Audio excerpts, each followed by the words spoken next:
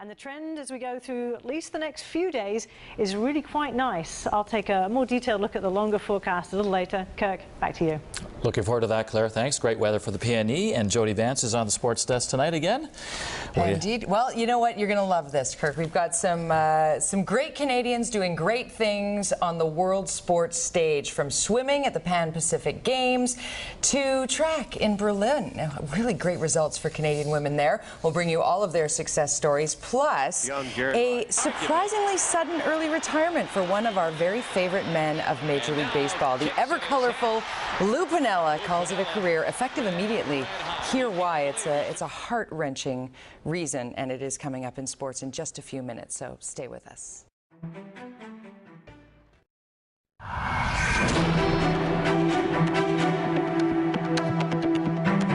And welcome back. Jody Vance is here with sports. That's right. My hecklers are lined up. Are we ready? We're ready to go. Okay, let's get to it. Hey, everybody. We begin tonight with Canadian swimmers making waves at the event that is considered to be among the toughest pre-Olympic tests, the Pan Pacific Swimming Championships. They're down to the short strokes, and today Canadian swimmers hit the podium. Let's check some highlights for you. Men's 50-meter freestyle. These guys swim one length, top speed, no breaths. It's impressive.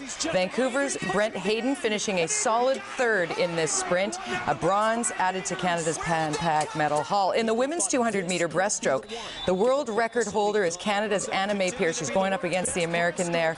She's in lane 2 with a solid performance here, pulling in the bronze. Pierce is bouncing back from being ill, so this finish is a go-ahead to get back to the intense workouts leading to London 2012. The American takes it on this day. To baseball now, and one crazy game this afternoon in Boston. The Blue Jays and Bo Sox with the rubber match of their late summer 3-game series. We get to the highlights of Fenway. Great memories of Fenway Park. I named my dog after that. You know?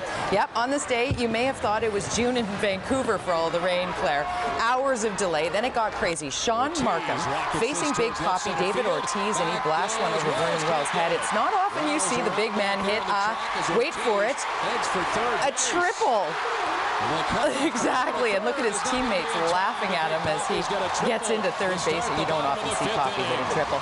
He would be brought home to score, and that would end up being the game winner. But check this out. Big swing by left fielder Bill Hall. He jacks a 2-1 fastball to the street beyond the Green Monster. Notable here as well, it marks Hall's 17th home run of the season. It's his third in 3 career at-bats against Sean Markham, and that is batting 1,000, as they say. Most Seattle Mariner fans have very fond memories of the entertaining Lou Pinella years spent at the helm just down the 5. The fiery former Seattle Mariners manager has always taken great pride in his hat-kicking prowess and has never passed up a chance to completely vent on an umpire when frustrated. He told Chicago Cubs management last month that this would be the season he would retire. At the end of the season, his reason was simple. He wanted more quality time with the family. Well, retirement has come much sooner. This morning, he told the team that he was done after today's game. And just like that, at 48-year baseball career as a player and manager is over, and it's all about his mom. My mom needs me home.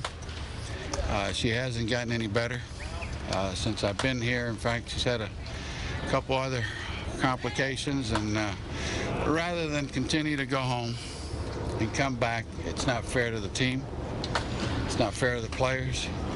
So the best thing is just to step down and go home and take care of my mother. What a good boy. Sunday means final round PGA action, and this is the final week of the regular season for the FedEx Cup. So off we go to the Wyndham Championship, where a qualifier all of a sudden found himself in line for a tour card with one fateful stroke. Lots of guys going low in this final round, but look at the distance covered here by David Toms. On the par 3 16th. That's a 30-footer. I love to see that. Ahead to 18, Toms with the birdie attempt to go to 19 under and the clubhouse lead. Drew the tee shot and the second. Oh, it's tracking. Oh, yeah. But proving it ain't over till it's over, Ajin Atwal, who had an incredible back nine, finds himself 20 under on 18 with this to take the tournament. A stoic David Toms looking on from the clubhouse. Atwal takes the Wyndham. A Monday qualifier turned Sunday winner Arjun Atwal, just like that, is a card-carrying member of the PGA Tour and winner of a big trophy.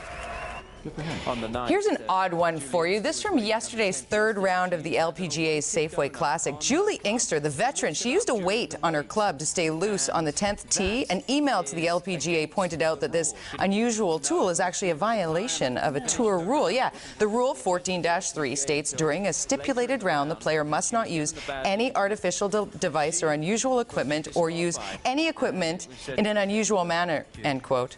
The penalty is steep. Disqualification. Inkster was just 3 strokes back at the time of the infraction. So after... And one final note for you at the IAAF World Challenge in Berlin, that's track and field in case you don't know, Canadians Priscilla Lopes-Schleep and Perdita Felicien combined for a 1-2 finish in the women's 100-meter hurdles. And that is your look at sports, guys. Thanks very much, Jody. That 14-3 You know, will get you every time. I was going to say the unusual manner rule. I know, right? I get thrown Legal out. speak. That's Yes. crazy after making it that far, too, eh? Yeah, Something no like kidding. Final look Final at word of weather. Final look at the forecast. As we go into tomorrow, you know how we started off today with some cloud around? It won't be that bad. We'll see a little bit of cloud, but we'll break into sunshine earlier. Here's your 5-day forecast. A little bit of sunshine by tomorrow afternoon, highs around 22 degrees. Then the trend. We're all working, aren't we? Tuesday, Wednesday, yes. Thursday, yeah, typical. Yeah. It's beautiful. It's going to be glorious out there. I can feel it. Yeah, me too. P&E people. Yeah, Yes, that's true. That's true. Friday, however, we start to see a cooler weather setup, and unfortunately, it looks like a little bit of rain by next weekend. And a final word. Well, before we go, a reminder, I'm going to be hosting, actually, guest hosting this week on BC Almanac, this on CBC Radio 1. That's at noon. So please call in with your questions and comments. I hope you'll be doing that too. Yes, please call in. What is Rule 14-3? Your next local newscast is also on CBC Radio 1, and that's at 5:30 tomorrow morning, and on CBC TV at 5. And get the latest news anytime online at cbc.ca/BC. Wow.